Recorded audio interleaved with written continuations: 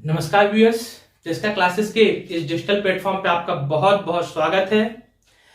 जैसे कि मैंने आपको बताया था कि हमारी अब संभाग और जिला दर्शन की सीरीज चालू होगी। पूर्व वीडियो में हमने संभाग के बारे में देखा था कि मध्य प्रदेश में कितने संभाग हैं, सबसे बड़ा संभाग कौन सा, सबसे छोटा संभाग कौन सा, जनसंख्या की दृष्टि में सबसे बड़ा संभाग कौन सा, जनसंख्या की दृष्टि में सबसे छोटा संभाग कौन सा, इसके बारे में कितने संभाग हैं, नवीनतम संभाग कौन सा, एक विस्तृत चर्चा की हुई थी। आज हम उसी सीरीज में शुरू करने वाले हैं मध्य प्रदेश के जिला दर्शन। इससे पहले यदि आप इस चैनल पर नए आए हुए हैं तो आपसे रिक्वेस्ट है चैनल को सब्सक्राइब कीजिए, लाइक कीजिए और ज्यादा से ज्यादा शेयर कीजिए, क्योंकि यहाँ पे आपको मध्य प्रदेश से जुड़े विभिन्न टॉपिकों पर अच्छे महत्वपूर्ण वीडियो निरंतर और सतत रूप से मिलते रहते हैं, जो कि आपके लिए बहुत ज्यादा उपयोगी होंगे। और जैसा कि अब पुलिस कांस्टेबल के एग्जाम 8 तारीख शुरू हो रहे हैं, तो उस कड़ी में भी आपके लिए वीडियो बहुत ज्यादा महत्वपूर्ण और हेल्पफुल होंगे। चलिए हम शुरू करते हैं आज अपना जिला दर्शन में। आज आपका जिला दर्शन सबसे पहले आज हम पढ़ेंगे जबलपुर संभाग के कौन कौन से जिले हैं। जिला दर्शन शुरू हो रहा है, जिला दर्शन, जिसमें हम 52 के 52 जिले का देखेंगे विस्तृत रूप से कौन से जिले में क्या क्या है। तो उसी जिला दर्शन के रूप में आज हम सबसे पहले देखेंगे जबलपुर संभाग में जिला जबलपुर। चूंकि हमें पता है कि जबलपुर संभाग में 8 जिले आते हैं और क्षेत्रफल की दृष्टि से जबलपुर संभाग सबसे बड़ा भी है, तो उसी क्रम में आज हम जबलपुर जिले के बारे में देखेंगे कि जबलपुर जिले में कौन कौन सी चीजें हैं, कौन कौन से यहाँ पे संस्थान हैं, कौन कौन से यहाँ विश्वविद्यालय हैं, कौन कौन से यहाँ पर्यटन की क्षेत्र की चीजें हैं, कौन से यहाँ पे उद्योग इकाइयां हैं, और यहाँ कोई खासियत हो या इसका ऐतिहासिक क्या महत्व है जबलपुर जिले का, इसके बारे में आज आपको बताने की पूरी कोशिश करूंगा। जबलपुर जिले में जैसे कि पता है कि जबलपुर संभाग में 8 जिले आते हैं। उसमें सबसे पहला जो जिला है देखेंगे वो है जबलपुर।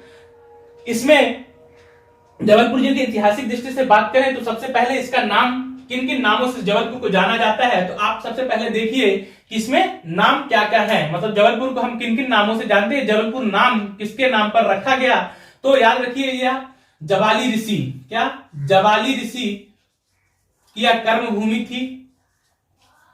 जबाली ऋषि की कर्म भूमि थी, यह जबाली ऋषि की कर्म भूमि थी और इन्हीं के नाम पर इसे रखा गया जबलपुर। इन्हीं के नाम पर इसका नाम क्या पड़ा, जबलपुर, या इसका और प्राचीन नाम क्या मिलता है, जबालीपुरम भी इसे बोला जाता है। दूसरा इसे और क्या बोला जाता है, इसे मध्य प्रदेश की संस्कार धानी, क्या मध्य प्रदेश की संस्कार नगरी या संस्कार धानी बोले या संस्कार नगरी, मध्य प्रदेश की संस्कार धानी या संस्कार नगरी के रूप में भी विख्यात है कौन, या जबलपुर। इस बात को भी आप बड़े अच्छे से ध्यान में रखिए। इसके अलावा आपको और क्या ध्यान में रखना है, इसके अलावा आपको ध्यान में रखना है कि जो जबलपुर है, जबलपुर में किस वंश का शासन रहा। ऐतिहासिक रूप से अपन बात करें, ऐतिहासिक में या इतिहास में क्या क्या है इसमें जबलपुर में, तो ऐतिहासिक दृष्टि से यहां बात करूं मैं तो जबलपुर में कलचुरी जो वंश हुआ है, कलचुरी वंश की राजधानी इसी जबलपुर में थी। और कहां, तो उसका जगह है बोले त्रिपुरी। कलचुरी वंश की यहां राजधानी रही।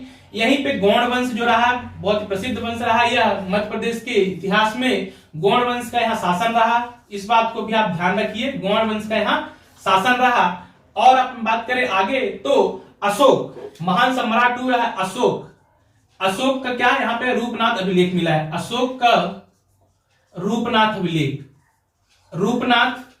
अभिलेख प्राप्त हुआ यहां से। इस बात को भी आप बड़े अच्छे से ध्यान रखिए, क्वेश्चन पूछा जा सकता है आपसे कि अशोक का रूपनाथ अभिलेख मिला है और ये कहां से मिला है, तो जबलपुर के सिहोरा से, जबलपुर के सिहोरा से प्राप्त हुआ है अशोक का रूपनाथ अभिलेख। और यह जो रूपनाथ अभिलेख है इसमें किस बात का वर्णन मिलता है या हमें इसके क्या जानकारी मिलती है, तो आप इसको भी आप ध्यान रखिए। इसमें धार्मिक और प्रशासनिक नीतियों के बारे में पता चलता है। ये जो रूपनाथ अभिलेख था इसमें धार्मिक और प्रशासनिक नीति जो थी अशोक की, उसके बारे में हमें जानकारी मिलती है, तो इस फैक्ट को भी आप ध्यान में रखिए। इसके अलावा जबलपुर में आप देखिए और क्या है, तो यहीं पे हुआ है त्रिपुरी अधिवेशन, इसे भी बहुत अच्छे से ध्यान रखिए। त्रिपुरी अधिवेशन बहुत फेमस है ऐतिहासिक दृष्टि से, त्रिपुरी अधिवेशन के लिए प्रसिद्ध है यह जबलपुर का कौन सा त्रिपुरी अधिवेशन।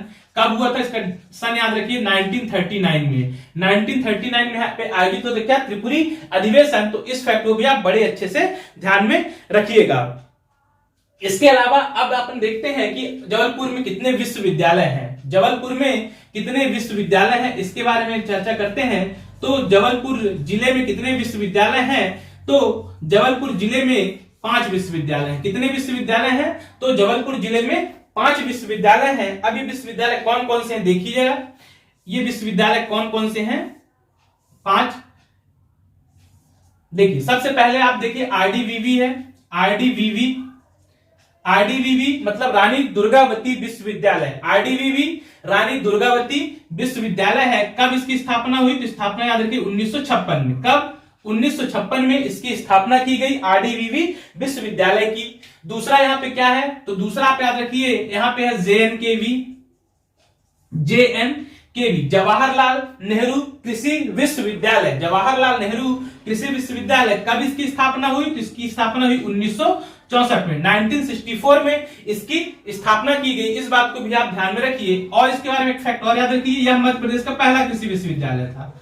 मध्य प्रदेश का पहला, कौन सा? मध्य प्रदेश का पहला कृषि विश्वविद्यालय है ये। मध्य प्रदेश का पहला कृषि विश्वविद्यालय था। इस बात को भी आप बड़े अच्छे से ध्यान में रखिए। स्थापना 1964 में। अगला कौन सी यूनिवर्सिटी है? तो अगली यहाँ पे Netaji Subhash Chandra Bose medical university. Netaji Subhash Chandra Bose medical university. Netaji Subhash Chandra Bose या जिसे हम मेडिकल यूनिवर्सिटी के नाम से शॉर्ट में जानते हैं, नेताजी सुभाष चंद्र बोस मेडिकल यूनिवर्सिटी भी कहां पे है? टीसी जबलपुर में है। इस बात को भी आप बड़े अच्छे से ध्यान में रखिए। अगला है यहाँ पे वेटनरी।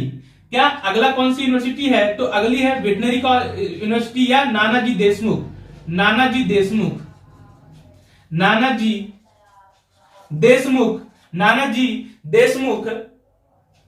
देशमुख पशु विज्ञान चिकित्सालय। पशु विज्ञान विश्वविद्यालय।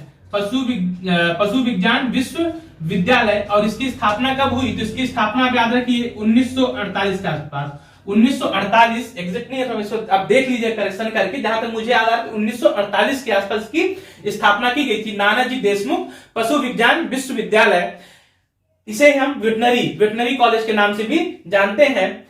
अगला है आपका, अगली यूनिवर्सिटी कौन सी है? तो अगली यूनिवर्सिटी है आपकी धर्मशास्त्र लॉ विश्वविद्यालय। धर्मशास्त्र लॉ या धर्मशास्त्र विधि विश्वविद्यालय लॉ यूनिवर्सिटी विधि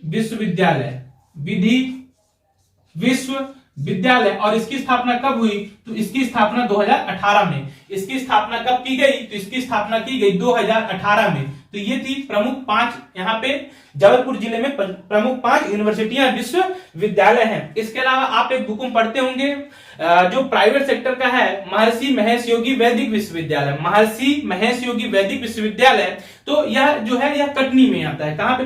पहले क्या था? कटनी जबलपुर में हिस्सा था। जबलपुर से अलग नहीं हुआ था, लेकिन विभाजन के पश्चात इसलिए अपन जबलपुर कुछ पुराने बुकें लिख देती है कि जबलपुर, लेकिन अब जो है महर्षि महेश योगी वैदिक विश्वविद्यालय, इसका जो पूरा कैंपस है ये कटनी में है। इस बात को आप ध्यान रखिए, तो हम कटनी में काउंट करेंगे। जबलपुर जिले में मात्र 5 यूनिवर्सिटियां हैं, इसे आप अच्छे से ध्यान में रखिए। चलिए अब कुछ फैक्ट और देखते हैं जबलपुर के बारे में। यहाँ पे कौन कौन से उद्योग की इकाइयां हैं? जबलपुर जिले में कौन कौन से उद्योग की इकाइयां हैं, इस फैक्ट को भी आप ध्यान रखिए। तो देखिए यहाँ पे रक्षा क्षेत्र की 4 इकाइयां हैं महत्वपूर्ण। जबलपुर एकमात्र ऐसा जिला है जहां पे 4 रक्षा क्षेत्र की महत्वपूर्ण इकाइयां स्थापित हैं। तो कौन कौन सी है ये रक्षा इकाइयां? तो देखिए यहाँ पे इस जबलपुर जिले में स्थित है आपका VFJ, शॉर्ट में मैं बता रहा हूँ VFJ व्हीकल फैक्ट्री जबलपुर। 1953 के आसपास की स्थापना की गई थी व्हीकल फैक्ट्री जबलपुर की। VFJ है व्हीकल फैक्ट्री जबलपुर।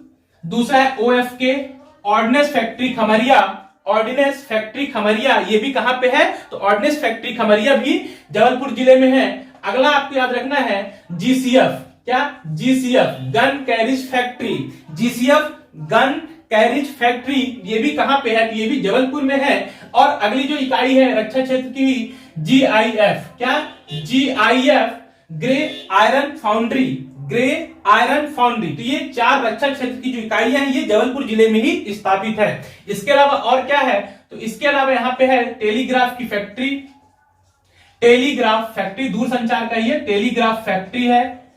दूरसंचार विभाग की है। टेलीग्राफ फैक्ट्री ये भी जबलपुर जिले में स्थित है, इस बात को भी आप ध्यान में रखिए। इसके अलावा और क्या है उद्योग के क्षेत्र में, तो यहाँ पे रत्न परिष्कृत केंद्र, क्या रत्न परिष्कृत केंद्र ये भी कहां पे है, तो रत्न परिष्कृत केंद्र ये भी कहां पे है, जबलपुर जिले में है, इस बात को भी आप अच्छे से ध्यान में रखिए। अगला है यहाँ पे और क्या है, तो यहाँ पे garment cluster,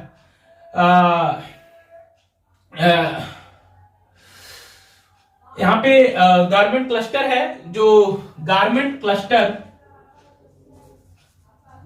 garment cluster, garment cluster भी कहां पे है, तो गारमेंट क्लस्टर भी इसी जबलपुर जिले में स्थापित है। अगला यहाँ पे क्या है, टिम्बर, टिम्बर उद्योग, टिम्बर उद्योग कहां पे है, तो टिम्बर उद्योग का जो मेन हब है, तो टिम्बर उद्योग लकड़ी का जो उद्योग है ये भी कहां पे है, इस जबलपुर जिले में भी, जबलपुर जिले में ही स्थित है, इस बात को भी आप बड़े अच्छे से ध्यान में रखिए। अगला देखते हैं पर्यटन की दृष्टि से, पर्यटन जबलपुर में पर्यटन की दृष्टि से कौन कौन सी चीजें हैं, पर्यटन की दृष्टि से कौन कौन सी चीजें इस जबलपुर में है, तो आप देखिए सबसे पहले यहाँ पे मिलेगा आपको भेड़ाघाट जलप्रपात, क्या भेड़ाघाट जलप्रपात, संगमरमर वादियों से मनोरम दृश्य यहाँ पे आपको मिलेगा भेड़ाघाट में। तो भेड़ाघाट में है आपका जबलपुर में है आपका भेड़ाघाट जलप्रपात, जिसकी ऊंचाई कितनी 18 मीटर, किस नदी पर है, तो नर्मदा नदी पर यह भेड़ाघाट जलप्रपात बना हुआ है, विश्व प्रसिद्ध है यह, संगमरमर से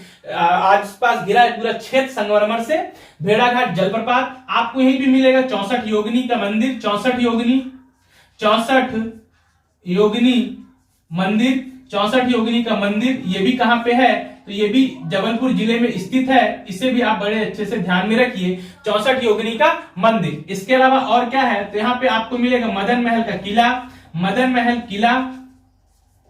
महल का किला ये भी कहां पे है, तो यह भी जबलपुर जिले में ही स्थित है। इसके अलावा और क्या मिलेगा, तो इसके अलावा आपको यहाँ पे देखने को मिलेगा अगला रानी दुर्गावती की समाधि, रानी दुर्गावती की समाधि ये भी कहां पे है, रानी दुर्गावती की समाधि यह भी बरेला ग्राम में स्थित है, जो कि जबलपुर में ही आता है। इतने फैक्ट आपको पर्यटन के रूप में देखने को मिलेंगे, महत्वपूर्ण जो पर्यटन के हब है, केंद्र है, ये इतनी सारी चीजें आपको यहाँ पे देखने को मिलेगी जबलपुर जिले में। इसके अलावा जबलपुर जिले में स्थित है, पर्यटन तक हो गया। पर्यटन के बाद देखिए यहाँ पे और क्या मिलेगा आपको जबलपुर जिले में जो महत्वपूर्ण है। इसके अलावा आपको यहाँ पे खेल के क्षेत्र में बात करूं मैं आपसे, खेल के लिए कौन कौन से स्टेडियम है यहाँ पे, खेल के क्षेत्र में स्टेडियम कौन कौन से यहाँ पे, तो यहाँ पे 3 स्टेडियम है, जिसमें से 2 बहुत महत्वपूर्ण है। पहला एक आपको मिलेगा यहाँ पे पंडित रविशंकर शुक्ल स्टेडियम, पंडित रविशंकर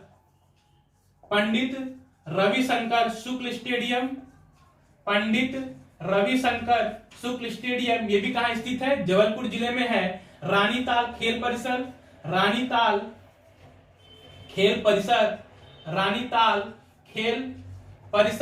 ये भी कहां पे है, ये भी जबलपुर जिले में स्थित है। रानीताल खेल परिसर, खेल स्टेडियम, रानीताल खेल स्टेडियम।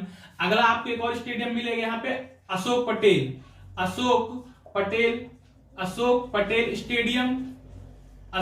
पटेल स्टेडियम ये भी कहां पे मिलेगा आपको, ये भी जबलपुर में ही देखने को आपको मिलेगा। तो खेल क्षेत्र 3 स्टेडियम हो गए। इसके अलावा आप देखिए और क्या है यहाँ पे फैक्ट के रूप में बात करूं तो यहाँ पे मध्य प्रदेश का, अब फैक्ट के रूप में बात कर लेते हैं, तो यहाँ पे मध्य प्रदेश का पहला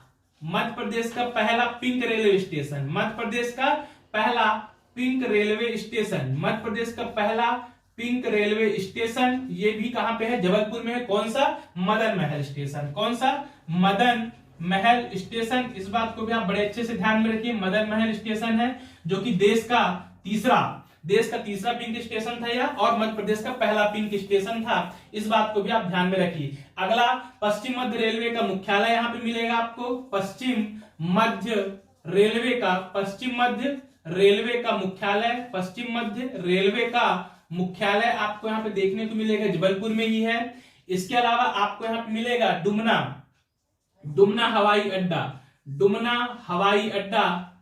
डुमना एयरपोर्ट या डुमना हवाई अड्डा, जिसका भी नाम क्या प्रस्तावित किया गया रखने के लिए, तो इसका नाम याद रखिए रानी दुर्गावती हवाई अड्डा, इसका नाम प्रस्तावित किया गया है रखने के लिए। जब इस बात को भी आप बड़े अच्छे से ध्यान में रखिए। तो ये हो गए आपके क्या यातायात के क्षेत्र में कौन कौन सी चीज, तो रेल पिंक स्टेशन यहाँ पे है, मदर महल जो मदर महल स्टेशन उसे पहला पिंक स्टेशन, पश्चिम मध्य रेलवे का मुख्यालय वो भी यहीं पे है, डुमना हवाई अड्डा वो भी यहीं पे है। इसके अलावा और देखते हैं फैक्ट रूप में, जो जबलपुर है इसे संस्कार धानी किसने कहा, तो याद रखिए जबलपुर को संस्कार धानी नाम किसने दिया, संस्कार धानी किसने कहा, तो याद रखिए संस्कार धानी कहा किसने, विनोबा भावे ने। इस फैक्ट को भी आप बड़े अच्छे से ध्यान में रखिए, विनोबा भावे ने जबलपुर को क्या कहा, तो विनोबा भावे ने जबलपुर को संस्कार धानी कहा। इसके अलावा और क्या है यहाँ इस जबलपुर में, तो आप याद रखिए यहाँ पे जो पहला नगर निगम था, मध्य प्रदेश का पहला नगर निगम, मध्य प्रदेश का पहला नगर निगम, मध्य प्रदेश का पहला नगर पालिका निगम, याद रखिए नगर, इसलिए मैं बता रहा हूं क्यों, नगर पालिका निगम याद रखिए, नगर पालिका निगम, नगर पालिका निगम कौन सा, तो यह भी जबलपुर था। नगर पालिका नगर निगम है ना, नगर पालिका निगम दोनों साथ में लिखो, इसलिए क्यों, क्योंकि अभी पीएससी की तरह एक एग्जाम आयोजित किया गया और उसमें पूछा गया कि मध्य प्रदेश की पहली नगर पालिका कौन सी थी, और उसमें ऑप्शन आपका दतिया नहीं दिया गया था, क्या उसमें आपको ऑप्शन दतिया नहीं दिया गया था, और उसके बाद जबलपुर इसमें ऑप्शन था, तो जो सही आंसर माना उन्होंने जबलपुर माना, इसलिए मैंने लिख दिया है नगर पालिका निगम। तो यदि वहां पे दतिया ऑप्शन नहीं है तब आपको डेफिनेटली किसके साथ जाना है, जबलपुर के साथ ही जाना है, इस बात को आप ध्यान में रखिए। और पहला नगर निगम बस पूछ रहा है, तो क्या जबलपुर कब बनाया गया था, तो इसे 1864 में, 1864 में इसे बनाया गया था। इस बात को भी आप बड़े अच्छे से ध्यान में रखिए। मध्य प्रदेश का पहला नगर निगम भी कहां पे है, इसी जबलपुर शहर में स्थित है। इसके अलावा आपको ध्यान रखना है, लगभग सभी चीजें हो गई फैक्ट के रूप में। अभी करंट की दृष्टि में बात कर लूं यहाँ पे आपसे, करंट की दृष्टि में कौन कौन सी चीजें महत्वपूर्ण है, तो करंट की दृष्टि से याद रखिए भेड़ाघाट, लमेटा घाट, भेड़ाघाट लमेटा घाट को यूनेस्को की विश्व विरासत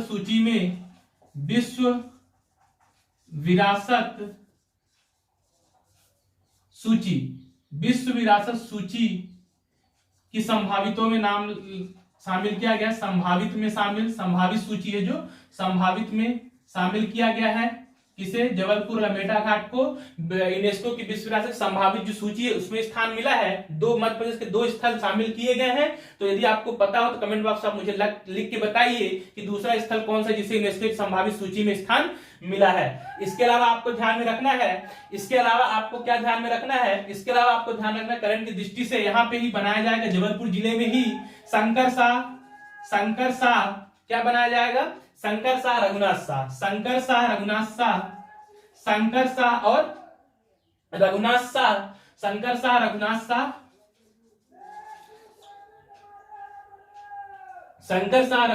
यहाँ बनाया जाएगा, शंकर शाह रघुनाथ शाह संग्रहालय, शंकर शाह रघुनाथ शाह संग्रहालय कहां पे स्थापित किया जाएगा, तो शंकर शाह रघुनाथ शाह संग्रहालय इसी जबलपुर जिले में स्थापित किया जाएगा। इस बात को भी आप बड़े अच्छे से ध्यान में रखिए। तो ये थे आपके क्या जबलपुर जिले की जो महत्वपूर्ण फैक्ट थे। इसके अलावा और एक फैक्ट छूट रहा है, उसे भी आप ध्यान में रखिए। मध्य प्रदेश का क्षेत्रीय वन अनुसंधान, मध्य प्रदेश का क्षेत्रीय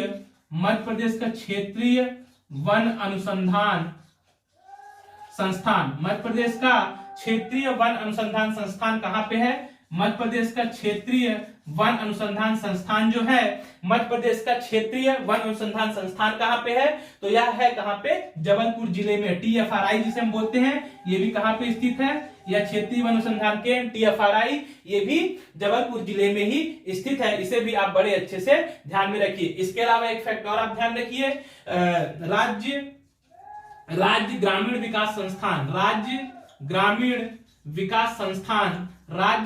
विकास संस्थान, ये भी कहां पे है, राज्य ग्रामीण विकास संस्थान भी स्थित है जबलपुर जिले में। इस फैक्ट को भी आप बड़े अच्छे से ध्यान में रखिए। तो ये थे कुछ महत्वपूर्ण जबलपुर जिले की फैक्ट जो कि आपको मैंने बताने का प्रयास किया।